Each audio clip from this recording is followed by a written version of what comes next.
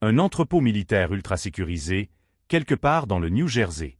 À l'intérieur, des palettes. Pas de munitions. Pas de vaccins. Pas de pièces détachées pour F-35. Des lingots. Des tonnes. Brillants. Lourds. Précieux. Et tout autour, des soldats allemands. Casque sur la tête.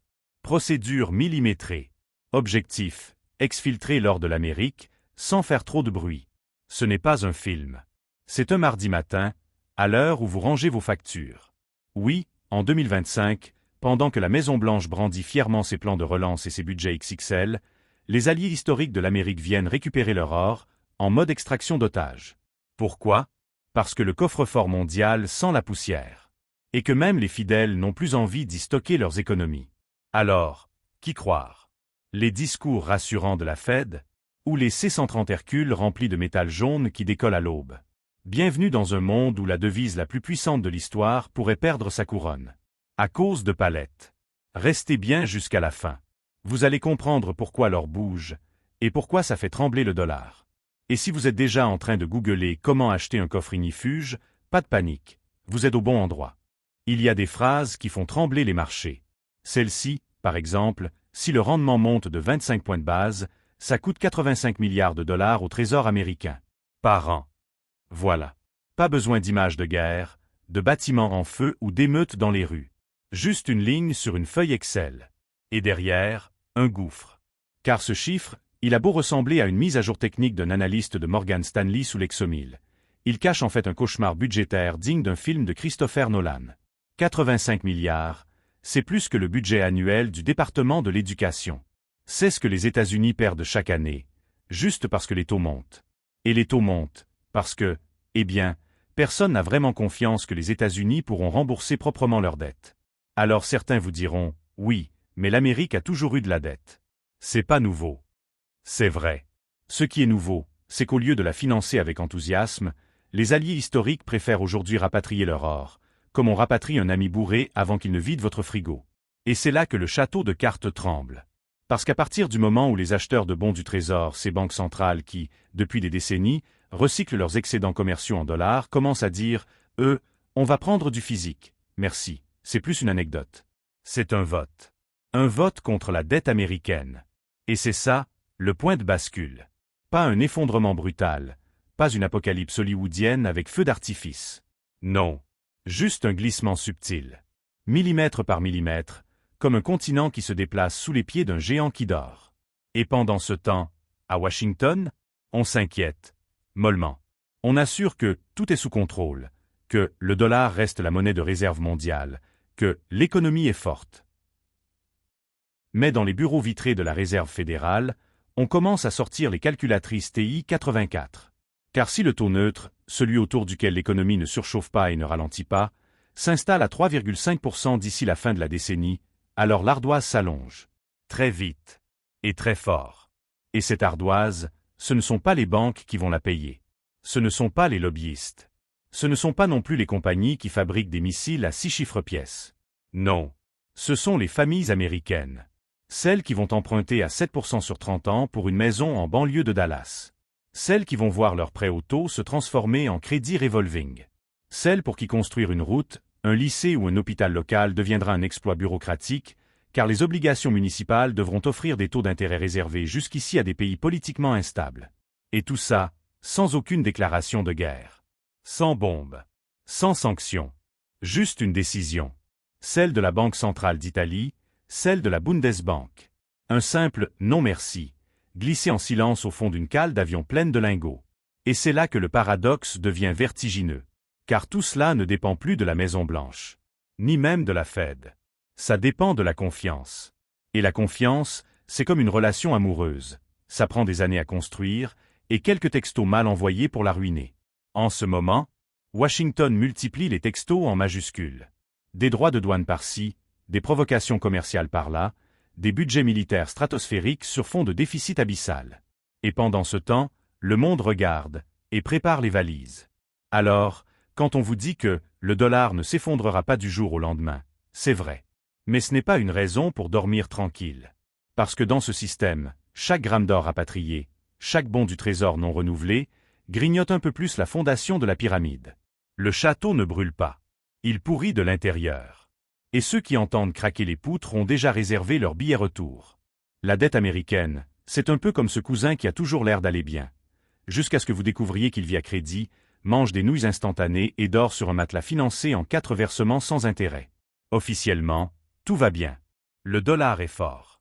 L'économie est résiliente. Le Trésor américain vend encore ses bons comme des hot dogs au Super Bowl. Mais dans les coulisses, c'est un tout autre film. Ce que personne ne dit, du moins pas trop fort, c'est que le système repose intégralement sur un contrat invisible, la foi. Pas la foi religieuse, ni la foi en l'avenir, non. La foi dans l'idée que les États-Unis rembourseront toujours, qu'ils ne feront jamais défaut, et que leur monnaie est aussi solide qu'une publicité Apple, belle, propre, universelle. Mais voilà, depuis quelques mois, ce contrat commence à être réécrit en tout petits caractères. Et dans ce texte, un mot revient souvent, diversification. Traduction diplomatique, on aime toujours le dollar, mais on va aussi regarder ailleurs. Juste au cas où. C'est comme si votre partenaire de danse sur une valse monétaire commençait à prendre des cours de salsa. Pas de panique. Mais pas totalement rassurant non plus. Et les premières à bouger? Pas la Chine. Pas la Russie. Mais l'Allemagne. Et l'Italie. 2 membres clés de l'OTAN. 2 économies majeures de l'Union européenne. 2 pays censés faire partie du club très fermé des fidèles du dollar. Et ces deux-là, depuis peu, affrètent des avions. De vrais appareils militaires, remplis de lingots. Direction le vieux continent. Comme si les coffres new-yorkais étaient soudain devenus un peu trop exposés. Et là, tout s'emballe. Parce qu'un lingot qui quitte les États-Unis, ce n'est pas juste une perte physique. C'est un symbole qui s'évapore. Un symbole de sécurité, de confiance, d'allégeance tacite au leadership monétaire américain. Et chaque départ allume une alarme à la Fed. Mais les décideurs politiques, eux, continuent leur petite routine. Ils annoncent des hausses de dépenses, des nouveaux plans d'armement, des subventions massives à l'industrie. Mais personne ne parle du plafond. Pas celui de la dette, celui-là, on l'a déjà enfoncé au marteau-piqueur. Non, le plafond de crédibilité. Car dans le fond, tout le monde le sait, l'économie américaine vit à crédit depuis des années. Mais tant que tout le monde fait semblant d'y croire, ça fonctionne. Le problème, c'est que depuis peu, certains arrêtent de faire semblant. Et ils ne crient pas. Ils ne protestent pas. Ils chargent. En silence. Et là, on entre dans la dimension la plus dérangeante du système, le double discours. Parce que pendant qu'on vous parle de reprise, de croissance, de plan de relance, la Maison-Blanche sait très bien que le dollar n'est plus sacré. C'est devenu un actif parmi d'autres. Un actif avec un historique douteux et un futur incertain. Et dans les salles de marché, ce changement de perception est un tremblement de terre. C'est comme si un jour, on vous annonçait que le Grand Canyon est en carton. Vous ne le voyez pas tout de suite. Mais tout change. Et au milieu de cette confusion, Washington garde son poker face. Officiellement, tout est stable. Mais en interne, on commence à chercher des rustines. Et on imprime. Encore. Et encore. On imprime des dollars en espérant qu'ils aient toujours le même pouvoir. Mais chaque billet est un peu moins crédible que le précédent. Et chaque lingot qui quitte le pays rend les billets plus légers.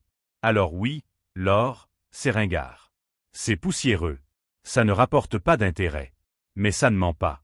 Et dans un monde où le dollar est devenu un PowerPoint géant sur la croissance future, l'or, lui, est une réalité tangible. Un truc qu'on peut toucher, peser, stocker. Et ça, c'est rassurant. Plus rassurant que les discours de Joe Biden ou les communiqués de la Réserve fédérale. Et donc, la question devient simple. Qui va suivre? Le Canada? Le Japon? La Corée du Sud? Parce que si Berlin et Rome peuvent se permettre de bouger leur or, pourquoi pas Ottawa? On imagine déjà Mark Carney, penché sur une carte, traçant discrètement la route la plus rapide entre Fort Knox et la frontière. Mais surtout, imaginez le moment. Imaginez ce jour où un avion de transport canadien, marqué de la feuille d'érable, décolle de New York avec une cargaison de métal jaune. Ce jour-là, ce ne sera pas juste une opération logistique. Ce sera un enterrement symbolique. Celui de l'idée que le dollar est au-dessus du reste. Qu'il est exceptionnel. Intouchable. Parce qu'à partir de là, plus rien ne garantit que la foi reviendra. Et justement, si vous croyez encore à quelque chose, faites un geste. Abonnez-vous à cette chaîne. On vous promet qu'ici, la seule inflation, c'est celle de l'ironie. Il y a des jours où l'actualité américaine ressemble à un épisode inédit de Black Mirror, écrit par un économiste insomniaque sous LSD. Imaginez, vous êtes une ville américaine. Pas New York, pas Los Angeles.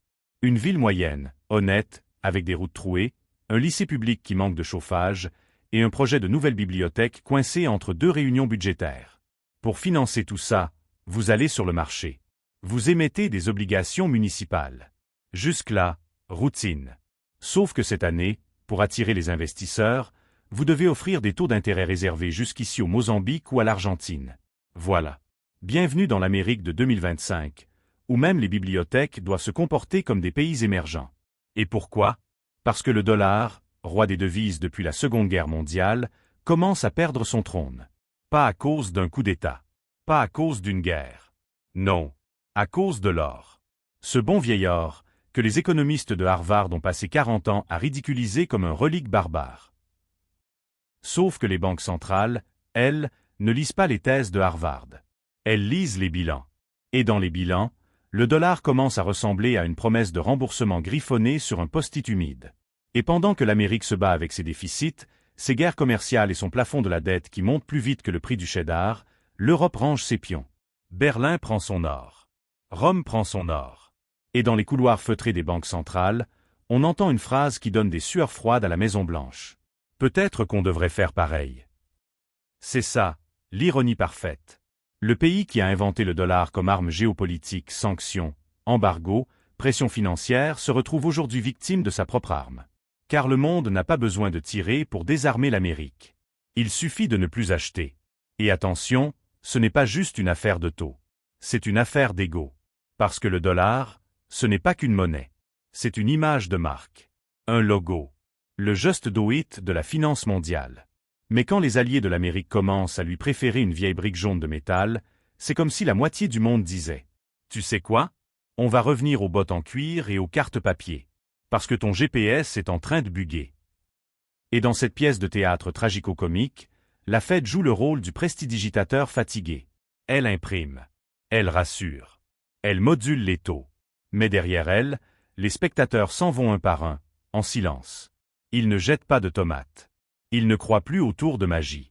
Et c'est là que le monde se renverse. L'Amérique, qui a longtemps donné des leçons de rigueur monétaire, vit aujourd'hui au-dessus de ses moyens. Elle emprunte à tout va.